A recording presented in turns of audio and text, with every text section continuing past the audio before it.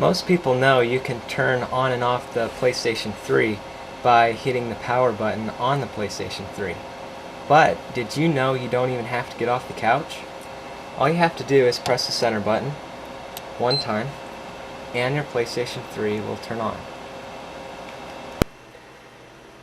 You can also turn off your PlayStation 3 by pressing and holding the center button. Now, if you're inside a game, you're going to have to do this longer than just a brief tap. I'm going to say about 3 seconds. When you do, this menu will come up, and you'll see in the bottom left here what controller number it is and its charge level. And in the top right, you'll see what time it is. In the center, it'll give you the option of turning off the system or turning off the controller. To turn off the system, you just come up here and click X. Adding a keyboard to your PlayStation 3 is as easy as plugging in the USB cable.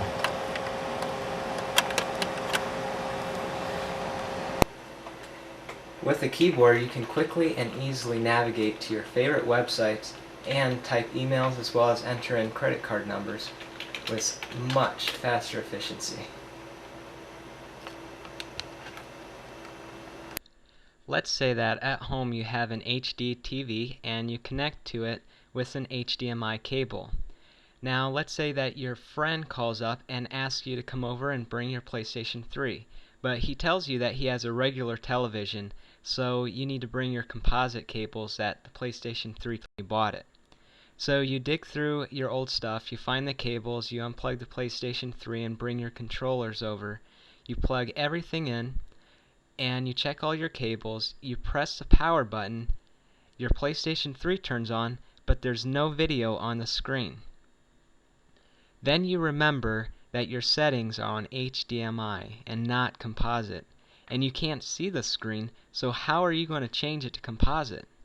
Well, PlayStation 3 thought of this, and what you can do is press and hold the power button for 2 beeps. If you do this, it will reset the video settings. Now I'm going to show you how you can change your background as well as your themes and icons. Go over here to the left and go to Settings, then scroll down until you get to Theme Settings. It'll bring up a menu. The first option you can change is the theme. You can get different themes from the PlayStation 3 store. Here are some examples I downloaded. I'm going to click on Ratchet and Clank. I hit X and now I'm hitting Apply. And you'll see that we now have a new background. And if you take a look at the icons, they are also quite different. Like for music, we got this little bird-looking figure. Now let's go back. And we're going to change this back to the original theme. And now we'll be able to change the color. The color is the background of the original theme. We can do white, we can do yellow, we can do light green, we can do pink, we can do dark green, lavender, and just about any of the other favorite colors that might be out there. Then if you go down here to background, you can choose if you want the original background or if you want wallpaper. We'll click on wallpaper and you'll see that it showed up with the wallpaper that I set earlier. Let's go to the photos, and here you can choose the wallpaper that you want. Let's see here.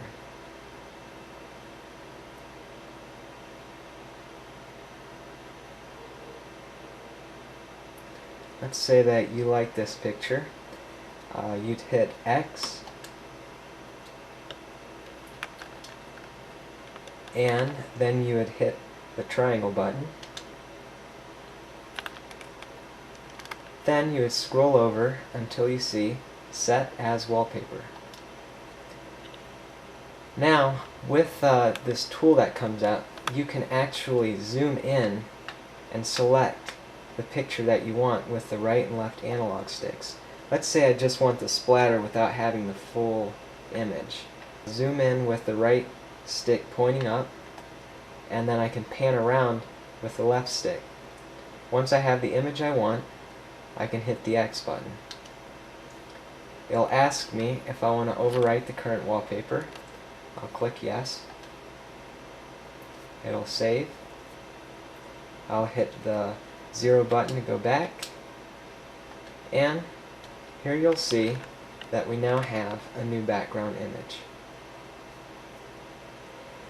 Now, more than likely, if you spend a lot of time at the PlayStation Store and download a bunch of demos and buy games, it's going to put them all into the game menu, and you're just going to have all these games all mixed in with each other, whether you bought them or you didn't. Let's say that you wanted to organize this mess. To do that, hit the square button, and up here in the top left, you'll see what you're sorting by. You have by format, which is if you want PSP or PlayStation 3. By album, which is whatever you set, which I'm going to show you next. Or the default setting is all. We're going to set it by album, and I've already put most of my games into albums. You'll see that I have a purchased folder and a demos folder. And then everything that's not put into an album is put into the unknown folder. We're going to go into the unknown folder because I have a game in there that I have not categorized yet to show you. Once you're on the game that you want, press the triangle button. On the right, it'll ask you if you want to start the game, delete the game, about the game, or information about the game. We're going to click on information. And here you'll see that we can actually set a setting called album. Click the X button. Now, type in whatever album you'd like it to be in. This particular game is a demo for me, so I'm going to type in demos, so it'll be put in the demos folder. Once you're done, hit start twice, hit the 0 button, hit the 0 button again, and you'll see that is now in the demos folder.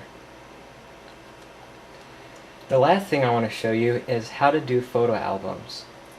The PlayStation 3 has a really neat photo album tool. If you go over here to your photos, and you can just click on any of them, you can press the triangle button, and you'll see your list of options here. You can go down here to the play button and press X, and it'll start a slideshow. Right now I'm on the slide option, so it's just going to slide over the pictures without doing anything too fancy. What we can do is press the triangle button again, and now it'll show fewer options. We can come up here to the top left to slideshow style and change it from normal to slide to portrait to photo album 2. We're going to change it to portrait here and press the circle button. And what it does is it fades out the previous picture, fades in the new picture, and it'll pan around or zoom or do both at the same time. It's a really neat way of looking at your photos. The other style you can choose from by hitting the triangle button, click on Slideshow Style, and scrolling down is Photo Album. Photo Album, the first option, is going to just lay it down on the table. They're just going to flop down and look like actual photos. In this mode, you can actually use the right analog stick to pan around right to left, and then also zoom in on pictures.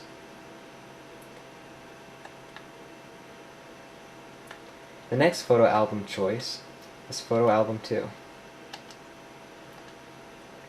This mode just puts them all kind of in a grid, and again you can zoom in with the right analog stick, zoom out. It's just a really neat photo album. That's it for this video. If you have any other ideas, just send me a comment or a private message.